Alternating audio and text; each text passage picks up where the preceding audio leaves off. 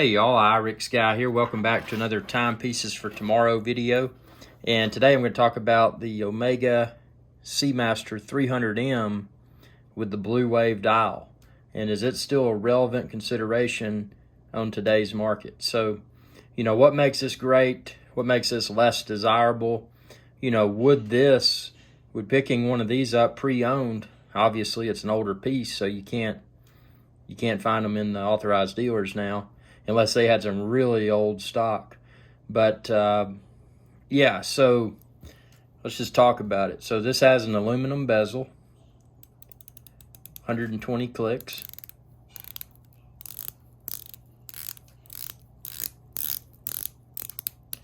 Great bezel action. It has the helium release valve over here, which that's been a topic of dispute. Obviously, this being a dive watch, it makes sense, but a lot of people don't like that bulge on the side of it. Honestly, I never noticed it throughout the many years that I've worn it. The crown is really nice, screw-down crown. You do have crown guards there. The dial's pretty interesting. It has the blue wave pattern. If you've got a 4K display, crank it up, and you can see the detail. Look at that. So it kind of looks like the ocean, which that makes sense because it is a dive watch. Now, this is not just a watch. This is a chronometer. It's a COSC certified chronometer, and it's 300 meters, 1,000 feet water resistance. Unlike the SeaMaster, this does not have a date cyclops, so there's nothing wonky sticking up on the top of the dial. The second hand is finished in red. It's got a red tip. That's nice. The markers, although the indices are luminescent, there's not a lot of elevation to them. So if you're used to, say, a SeaMaster dial, when you look at it, you can see the dimensional look of the dial. You don't really get that with this. Although they are slightly elevated, the finishing of the dial itself on the SeaMaster grossly trumps this, in my opinion.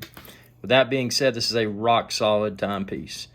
Just like a Rolex, the case, extremely well made. I mean, I banged this thing into walls. I've swam with it. That's the biggest bang I got in it right there. Look at that little cutout. I think I forget where I was, but yeah, I hit something hard. So it actually went into the, but I mean, all in all, I mean, just the build quality of this is exceptional.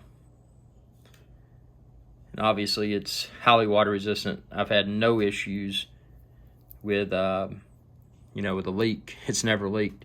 One point of controversy that a lot of people have when it comes to the Omega SeaMaster 300M is the bracelet. See, there's no taper. So, for a more modern timepiece like the SeaMaster, the current references, you're getting that bracelet taper. With this, you're not. Not a deal breaker. This does not have, although this does have a, you can pop out a little dive suit extension in here. See, and you could extend it, but this doesn't have anything like the current reference SeaMasters, the glide lock. This doesn't have a similar mechanism, although it is highly adjustable. This bracelet does use pins instead of screws. Some people prefer pins, but most people are probably going to preference the screws. So, just something to be aware of. This being an aluminum bezel, it does develop patina, as you can see here. So, chlorination in swimming pools, sand and other substances in the salt water, and, taking a bath and a shower with it, I mean, all that stuff compounds and just really fades the bezel. So if you were looking at, if you ever had the opportunity to look at a new Omega SeaMaster 300M, you would see that this blue in the bezel would be a lot more pronounced. Now it's just a faded blue, which isn't a problem. A lot of collectors, they prefer what they refer to as patina.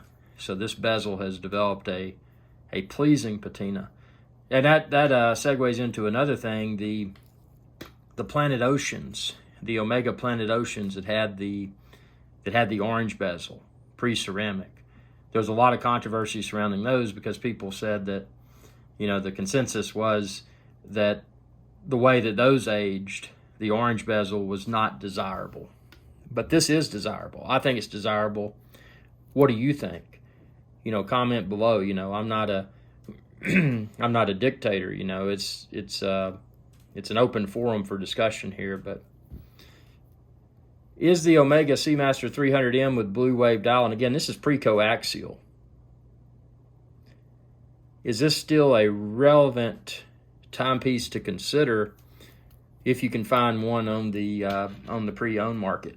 And I think it definitely is. Again, it's built like a tank. The bracelet, although it's not a tapered bracelet, it's still very comfortable. It's held up very well.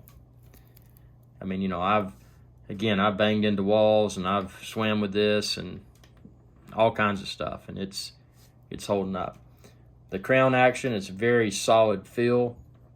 If you checked out some of my other videos, actually check out my Rolex versus Breitling quality video, and you can see where I talk about the quality of the crown. You know, how firm it feels when you set your time and date and wind your watch. And then the bezel, I would put the build quality of this Omega SeaMaster 300M, I'd put it on par with the Rolex. I don't think there's any concerns when it comes to build quality. I think this is equally good. I'm not going to say it's better, but I'm going to say it's equally good. Now the movement, you know, the Submariner, current reference Submariner, obviously has an in-house Rolex movement. This is not a, well, in-house is kind of it's the way that people use the term in-house now is kind of weird, but yeah, this is just a pretty basic movement within. But I think the size is great. You know, for an older reference, I think the wrist presence is good. It's not too big. It's not too small. I think it's just right. And, you know, again, that blue wave dial, I think this is something that, you know, definitely sets this particular reference apart from the more current Omega SeaMasters. You know, the ones that have the ceramic bezels. I think this one is just a, you know, it's a notch above the current references, in my opinion. And of course, the case back, it's got the, well, see the clasp. It says Omega SeaMaster Professional. Now that has worn down right there, see? So I've worn it a lot, but it's held up well. And that's one thing I wanted to mention, the clasp on this, as far as longevity is concerned, even if this is your one and done, you don't wear any other pieces, I don't have any concerns regarding the quality of this. I mean, it's held up extremely, extremely well. And I've had this for over, I'd have to think back, let's see, well over 20 years. So, you know, wearing it that much and it still looks this good, I mean, it's, you know, that's a testament, in my opinion, to the build quality. You know, Omega's done a really good job with this. I don't look at this as what I would refer to as a vintage piece. I mean, obviously it's not a current reference. It's well over 20 years old. You know, 20 years or so ago is when I got it, but I think it had probably been in production for a few years prior to that.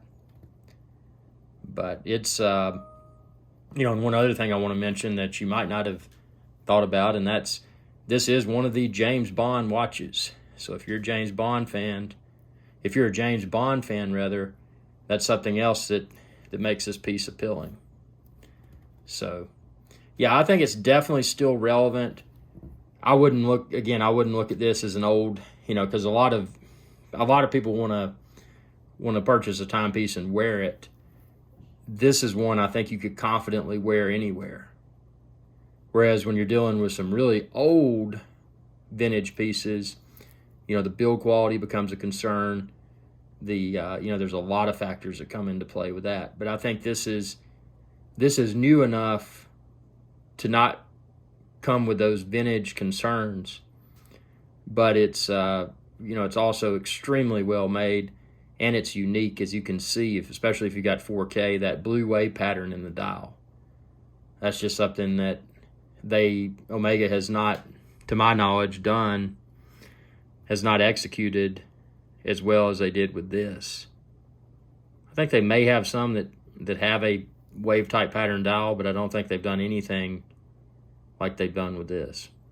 Tell me what you think within the comment section below, and be sure to subscribe. And ring that bell icon when you do, and that'll notify you whenever I post another video. And go to timepiecesfortomorrow.com and check out all of my Timepieces for Tomorrow videos.